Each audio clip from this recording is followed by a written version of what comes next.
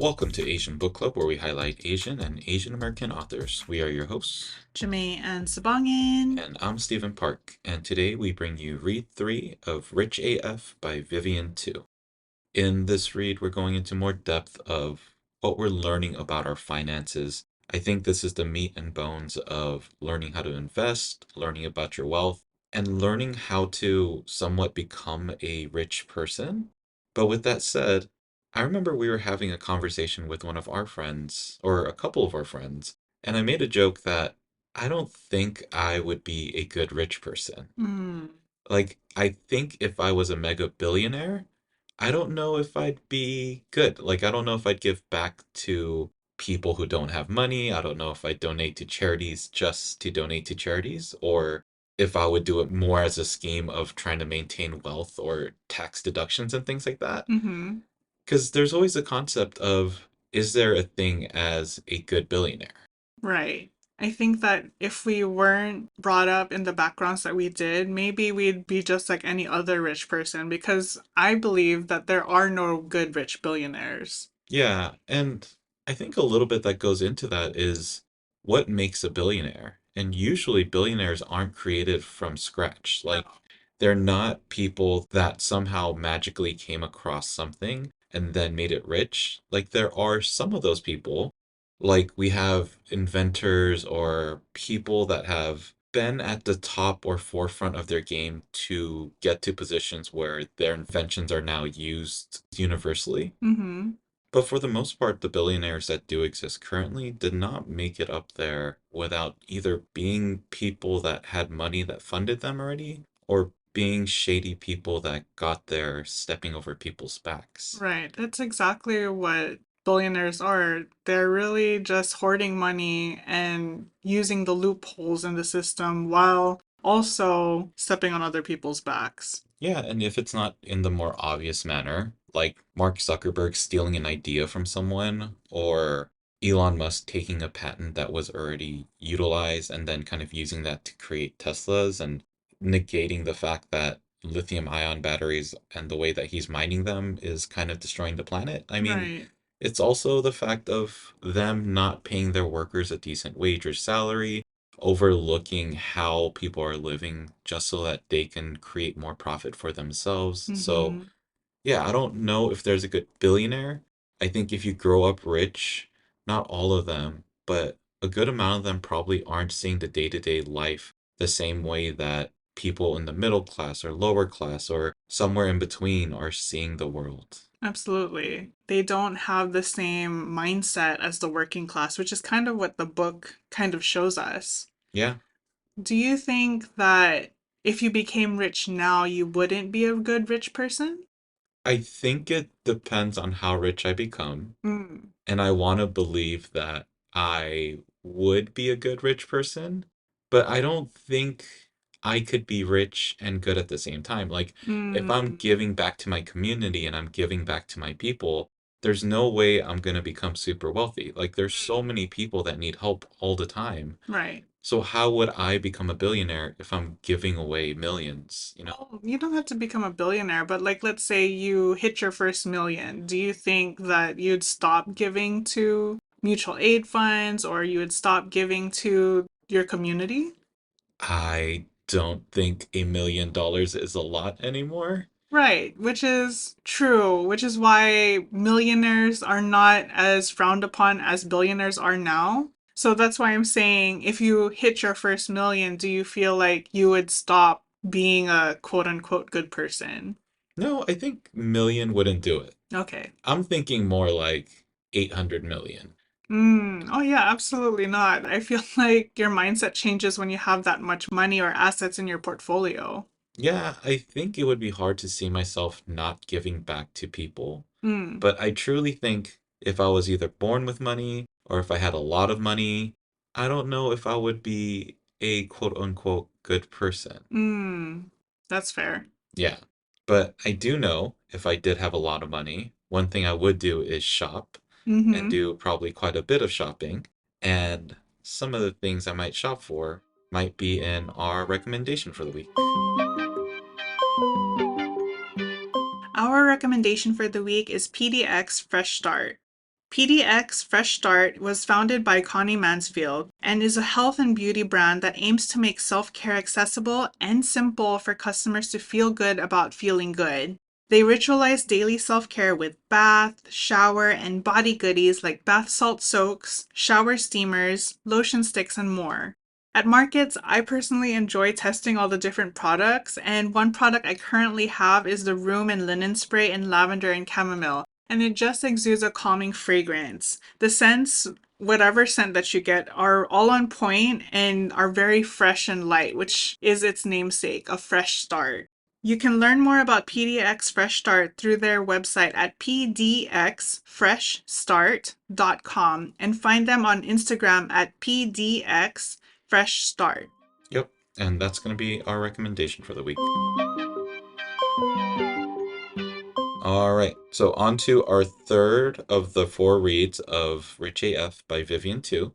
In this read, we read pages 163 through 232, which was chapter 5, I Wasn't Born Rich, but My Kids Will Be, through half of chapter 6, I Am Ready for Financial Domination. Mm-hmm. Previously, we've gotten a little bit of information around our own budgeting and saving strategies. Mm-hmm. We've gotten an introduction into how Vivian sees the difference in the world between people who have money versus people who are trying to get money. Mm-hmm. And now we're in the meat of the sections. We are trying to figure out strategies for what we do with the money that we have, and if we were to invest it, how we would do so. Mm-hmm. So, from this read, what are some things that you found to be as highlights when you were reading through it? From this read, I really appreciate how Vivian deep dives into each section of investing and really lays it out in a way that a layperson can understand. So, for example, her extended metaphors of what a brokerage is, what a account is versus what the investments and assets are made it so that I could understand. So the brokerage is like a grocery store, the accounts are like tote bags, and the investments and assets are like the items that you put into your cart. So, she was able to use terms that felt more relatable Mm-hmm. and made it so that finance may not be something that is as much jargon, but something that is ideally a little bit more layperson and understandable for us. Right, and using the jargon out there and simplifying it for us. Like, for example, I didn't know that an HSA was something that you could personally put into and not have to be taxed on it. Yeah, because overall, it's not like people are going to stop using this jargon. It's not like finance companies are no longer going to use APRs or use different terms to talk about interest rates or ways of investing. Mm-hmm. So it does make it so that we need to learn what all of this means so that we can properly invest the money that we have. Right. And on top of that, not only do we know what these things are, but we're able to, in a way, kind of teach people about it as well. Yeah, and one of those things is credit scores, because Hmm. that can be something that's very confusing for a lot of people. Right. Credit scores, like what Vivian says, are like grades. And for me, having a low grade kind of sucks. And I made the same mistake that Vivian did in that I closed all of my credit cards right after paying them off. Yeah, and I don't think it's just you. I mean, this Mm. is a podcast focused around people who are Asian and have a background in being Asian. Mm-hmm. And granted that we are a book club, we're all literate, so I think most of us don't like getting low grades on things. Yeah. And yeah, like when we look at our credit score, it's so confusing about what causes the credit score to go down, what helps it go up. Mm-hmm. Because one thing I didn't know was that sustaining a longer loan sometimes may not be the worst thing. Mm-hmm. Paying off your loans early might actually drop your credit score. Right. And yeah, one thing that Vivian was mentioning that you are also mentioning is that your credit score is also based off of how long you've held a term of credit. Right. And so if you've had a credit card since you were in high school, but you no longer really need it, don't cut that credit card off because it means that whatever history goes along with that credit card, you're going to automatically lose. Right. It disappears and poof, no more. Right, which then goes to your next line of credit or credit card or whatever that history is. So I think Vivian talked about in the book that she lost like 5 years of credit history, Yes. which then will drop your number because your history is now shorter. Right. And I was using old knowledge, I guess, because what I watch on TV and what I was taught was that once you've paid off a loan, cut it off from you right away so that you're no longer tempted to use it again. Well, I don't think it's just old knowledge. I think that's something where we have to realize, especially within Asian American societies, is we don't know how to be rich. And not Mm, all of us, but a good amount of us, because my parents are first generation immigrants, your parents were first generation immigrants, and I don't know about your parents, but my parents only slightly know how to use the system. mm, Like, I'm pretty sure there's still some version of what they do that is not held in banks, that's still cash stored off in somewhere, and that's mm. like savings for them. Right. And that's not unfamiliar from what I usually hear. Mm, It's the wads of cash that are secured inside of the mattress because you cut it open, or it's this thing that's hidden under the couch because who knows when a rainy day is going to come. But mhm, what our parents might not realize is one is if cash no longer becomes a thing that is accreditable, it's not going to matter whether you have cash. Like if the mhm. world comes to an end, no one's going to want your cash, they're going to want food. Right. So at that point, line of credit is not just as valuable, but even more valuable because what it can give you. Right. And having your money move somewhere that it can create some amount of value for you is much more beneficial. And that doesn't always have to be a savings account. That doesn't always have to be an investment in the stock market, Mhm. but it can be a checkings account that might accrue like 0.01% that you can withdraw from any time, or a savings account that you're utilizing on top of your normal emergency budget. Right. All things which Vivian talks about. Mhm. But along those lines, with your credit score, eventually it gives you the ability to do more. And one of those things is getting a credit card, Mm. which has a ton of value. Right. With credit cards, you can get rewards, you can get cash back, or you could just get perks. Yeah, and that's very different from how you would use a cash or debit card, Mhm. both of which are substances of transaction where you can use as money, but may not always give back to you. Mhm. What I see in Portland is there are more gas companies nowadays that are giving you a different pricing for either cash or for credit. Yeah. So there is some value in having cash, but the question is, does it outweigh the value of what you might get in terms of rewards points from a credit card? I don't see it as outweighing one or the other. I see it as one has a purpose and the other has a different purpose. Like you said, there are some businesses that offer discounts for using cash versus using a credit card because of the fees that are stacked on top of the credit card usage. So, cash might be helpful for those businesses or when you're tipping, especially because tips from credit cards, again, are wiped off because of the fees that are built on top of it. Yeah, but in the instance of whether you would get more benefit from cash or credit, there's an actual monetary value you can put on it. Hmm. If you get 5% back from a credit and the gas that you would spend with cash only gives you a 3% discount, then the credit card would actually give you more in the long term. So it's not something you have to weigh out every single time, but Right. it is something that it would increase your dollar by a little amount each time. So if you are looking for ways to save every little penny, this is something where using a credit card may be something of a lot of value. Right. And on top of that, what Vivian mentions and what I've learned from my parents is that the only way that we can game the system using a credit card is by paying it off right away. Right. So these are all ways that we can kind of use our money and look into how we can adjust our finances for more of a daily basis.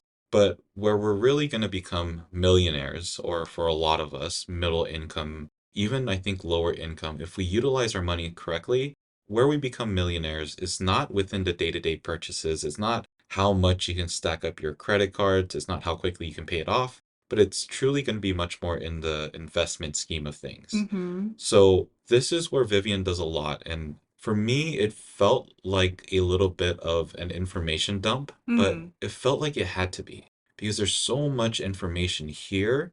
I don't even know if within the realm of a chapter, you can fully go into detail with what everything is for investments. Totally. There's so much going on in the investing world that it's hard not to brain dump. Yeah, but what she does is try to break down these terms of knowing what you might have available to you. So if you are part of a larger company, knowing that you might have a 401k, knowing that you might have employee match, which is pretty much free money that your employers are going to give you. Mm-hmm. And it's not really free, it's what the employers have dedicated to try to draw you in and lure you into the company. Mm-hmm. But I think at my first job, I didn't know that that existed. And kind of what Vivian was saying is, why would a company that would lose money by doing that try to help you out and figure that out? Right. She also goes into the differences of a Roth versus a traditional account, which is based on how that money is going to be taxed. A lot of people, with the assumption that you're going to be trying to advance your career and you're going to be making more money in the future, tend to lean to the Roth IRA because it taxes you on the front end, which means later on when you're making more money and in a different tax bracket, it actually won't tax you as much as the traditional IRA would, Mm-hmm. which gets you more on the back end of things. So this, I think, is a very confusing part and chapter. But what I would recommend for this is start to look at your own accounts, and it will help you begin to figure out what you need to do.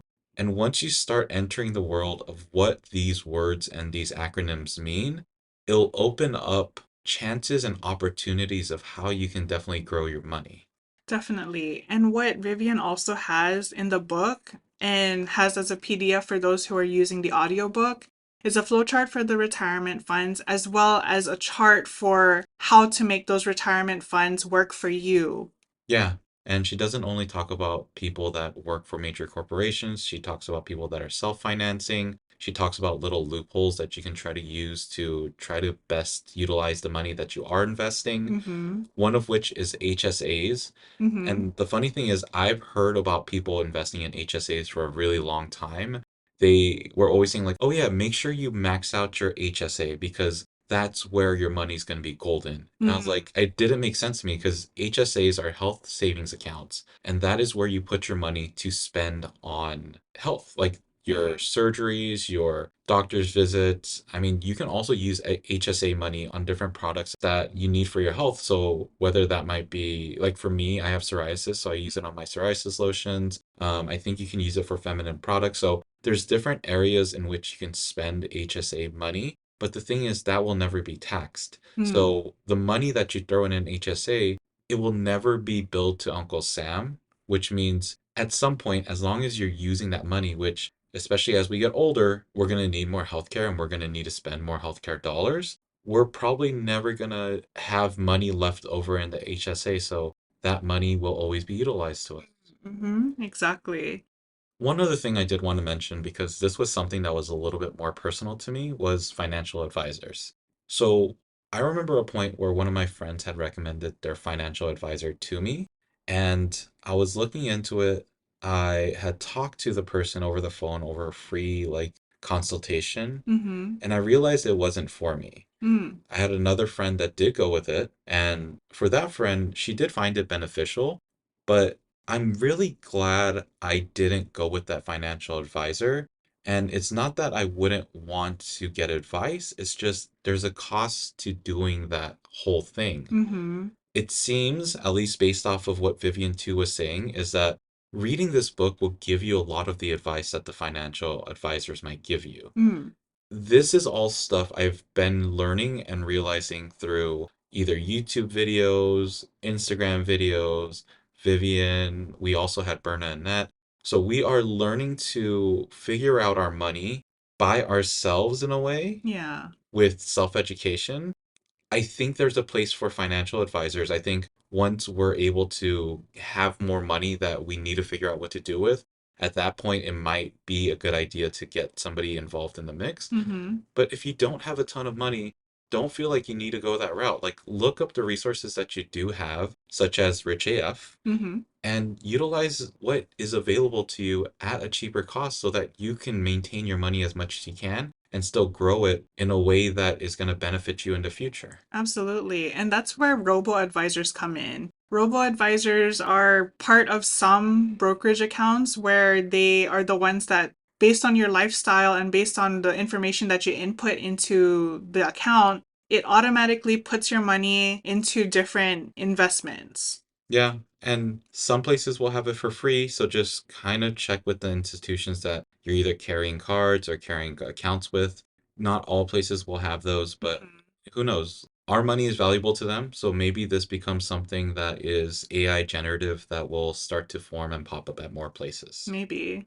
With that, there's a lot of information here. Were there any big takeaways from you that you're going to carry over into your life immediately? I think so. What Vivian mentioned at one point is that you can start investing even with $5. And to me, as a freelancer, that helped me feel like I had agency over investing and that I would be able to start investing even with as little money as I have now.